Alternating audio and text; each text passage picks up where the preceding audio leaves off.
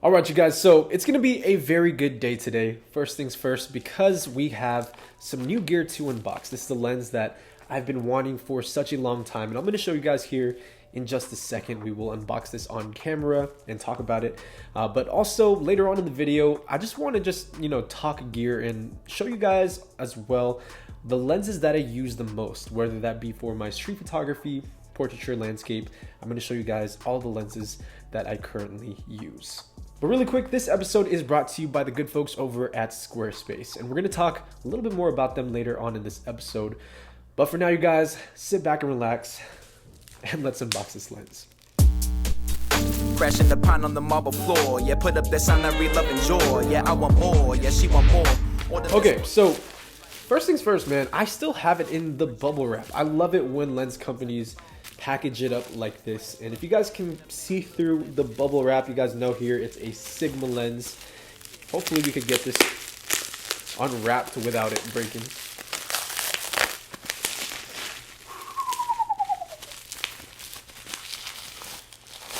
All right, finally, here it is, you guys. So before we show you guys what lens it is here, I just want to say I've wanted this lens for such a long time.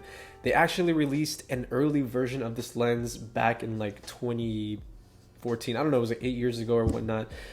And the only issue with that is because it is a Sony E mount lens, it was just kind of adapted over. And I'm going to spoil it here. It is from Sigma, but they recently came out and redesigned the entire lens.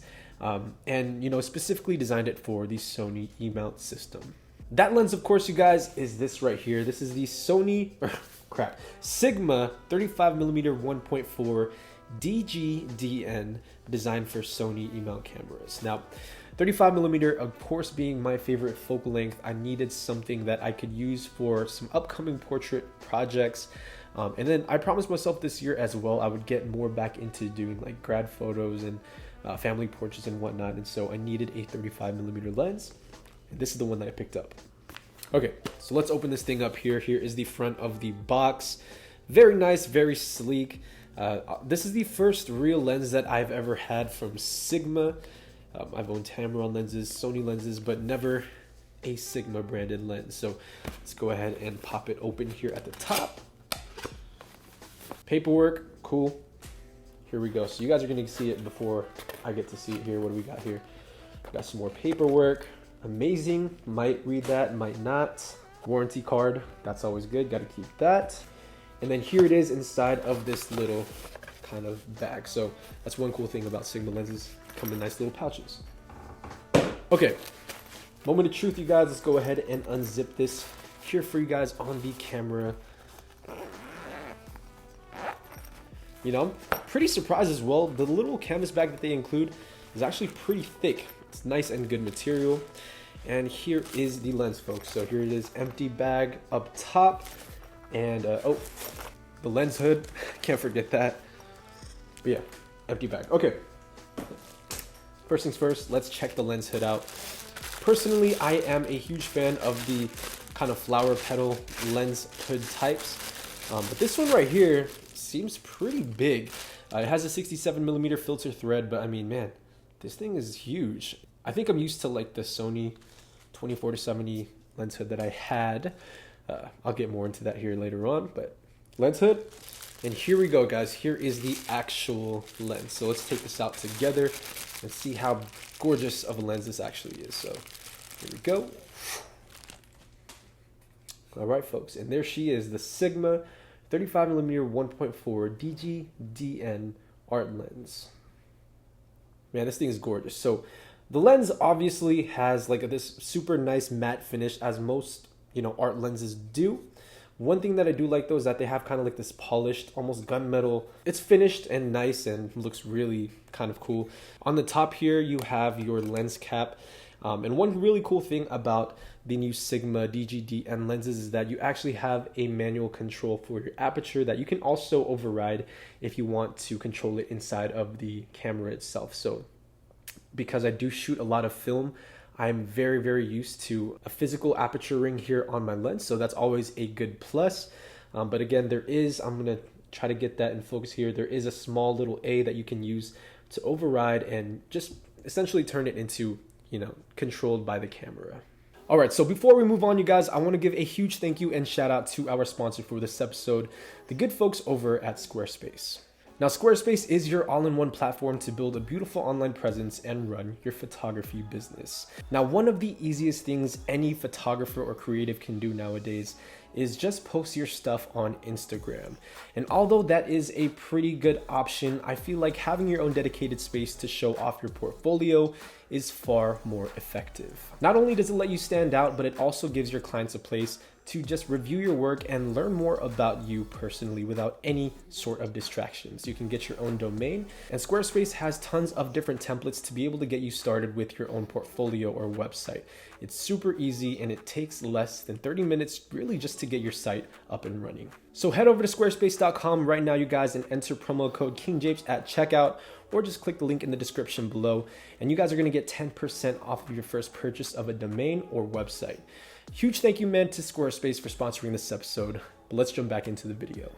Now, one really cool thing about the art lenses now is that it has kind of these, different options and toggles, so you can actually declick the aperture. So if you ever are doing something for filmmaking, you can definitely do that. There's also a lock, so let me see if I can work that out here. Okay, so here it is. This is with the clicking aperture on. Just like any other standard lens, and then you can actually turn it off here with this little switch, and that little switch is just going to declick your aperture. So it's going to be nice and smooth with no sound. I think that's pretty dope. You also get a couple of extra features, just like an autofocus and manual focus switch to override on the lens here, and then you have an autofocus lock button, which I believe is customizable through your camera settings. Let's go ahead and take the lens cap off and look at the front lens element. And man, that thing is nice and minty here. So it has a 67 millimeter, front element here. So fairly standard filter thread. I own a lot of ND filters, and so in the 67 millimeter filter thread, which is going to be really, really useful for this lens. Let me see if you can actually, okay, there's the back of the lens, nothing special there, but that is the new lens, you guys, the 35 millimeter 1.4. One little detail really quick that I want to show you guys before we move on here is that it has 021. This is a fairly new lens, and so was this the 21st copy? I don't know.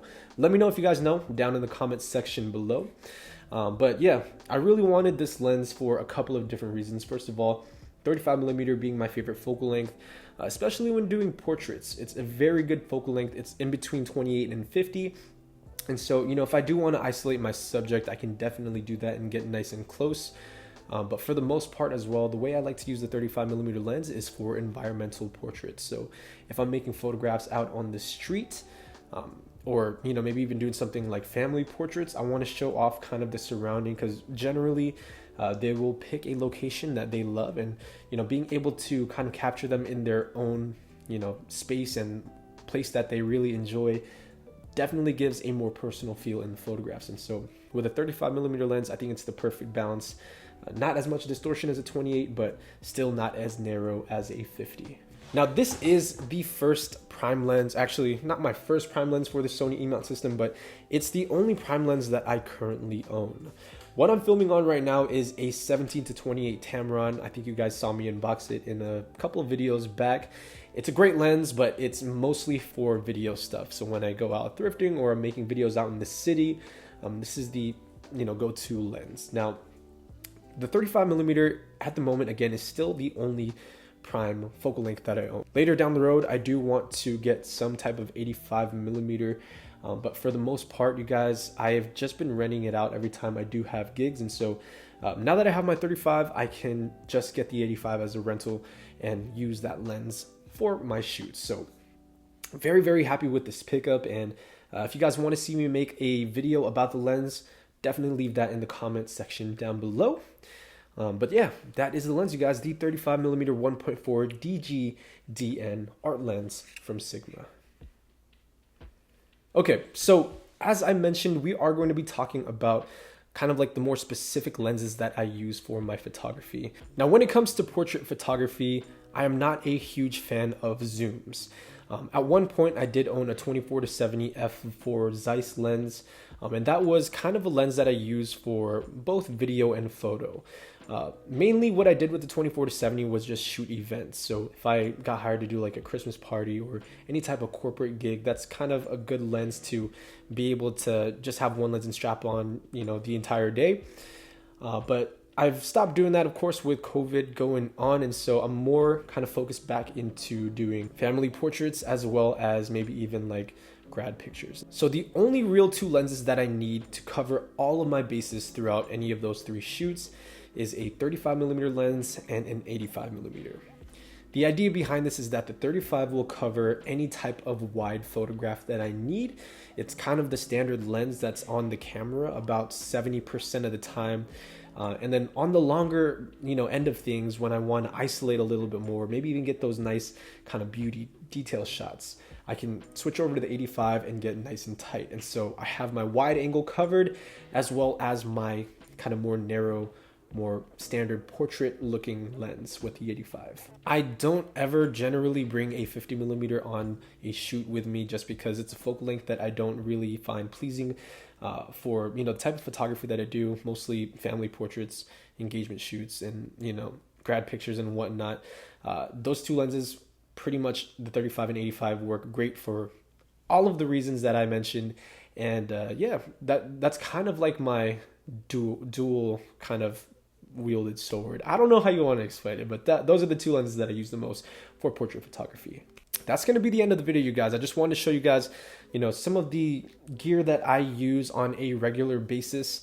But I want to turn the mic over to you and ask you guys, what lenses do you use? What focal lengths do you prefer? Especially for portrait photography. I think this is something that a lot of people debate about. Leave that in the comment section below. I'm very keen to hear what you guys have to say, man. But thank you again, guys, for tuning into this episode. I'll see you guys in the next one. As always, Minolta Gang.